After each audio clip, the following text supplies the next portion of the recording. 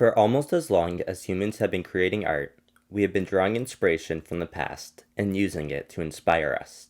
This is now often referred to as remixing.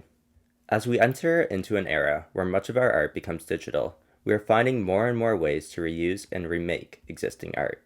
This is displayed through filmmakers drawing inspiration from existing films, musicians sampling old songs in their music, and game designers modding other games. Although creators often draw from art of the past for purely creative pursuits, there is a social aspect surrounding it as well. Some of the most prominent remixers are members of the LGBTQ community. But why is this? By using video game modding as an example, we can examine the relationship between the desire for inclusion and the participatory nature of remix culture. Before getting too theoretical, let's take a brief moment to discuss what a video game mod actually is. Mod, unsurprisingly, is short for modification. Video game mods can include any change made to a game by its fans. These can consist of small changes, like what your character wears, to large ones that change the game's entire storyline and core mechanics.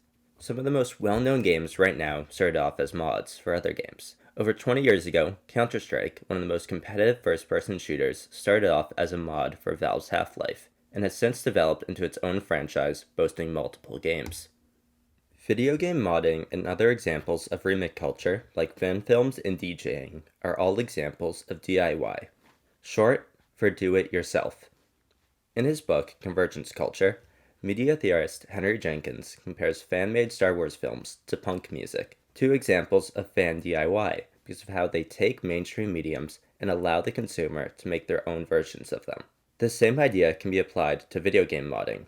If a fan-made Star Wars film allows fans to create their own Star Wars plotline, a modded video game allows players to add a new story and new mechanics to a game they already love. The ability to choose what you want to include in a game makes video game modding a participatory medium. You may be asking yourself, aren't all video games a participatory medium since the player is participating by controlling a character in a preset environment? And you wouldn't be too far off.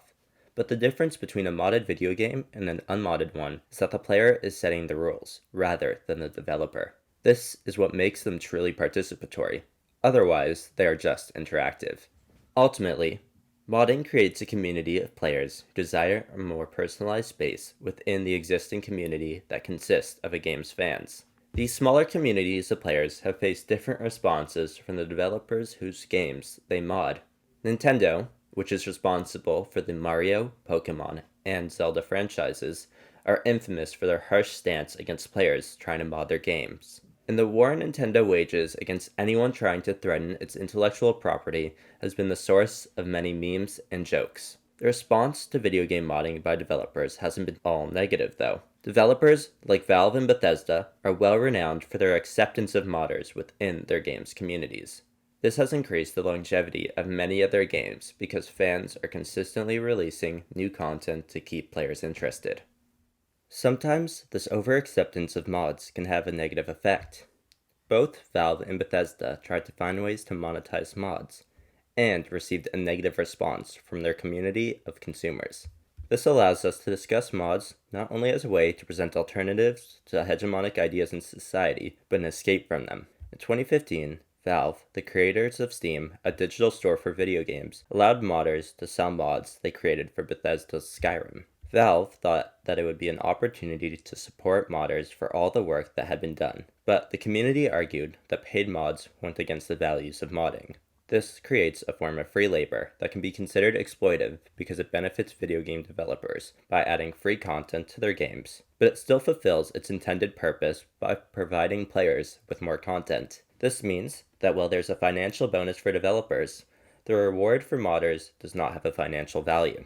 This non-financial value of mods can be connected back to the idea of modding to create a personalized space. These spaces can allow non-hegemonic values held by a marginalized group to flourish. When it comes to video game modding, this is specifically true for queer people. Due to the non-financial value of video game mods, creators can appeal to smaller demographics rather than the largest ones, because they do not have to worry about making a profit. This allows mods for games to include queer values and imagery, which they may not have if there was a profit incentive. These mods can range from Robert Yang's Radiator, a Half-Life 2 mod described as being about stargazing, gay divorce, and Emily Dickinson.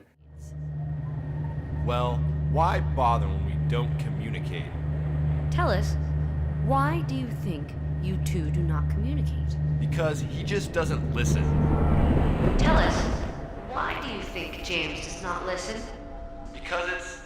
To Dynukian's Harvest Moon mod that swaps their protagonist's gender options, allowing the players to seduce NPCs of their own gender.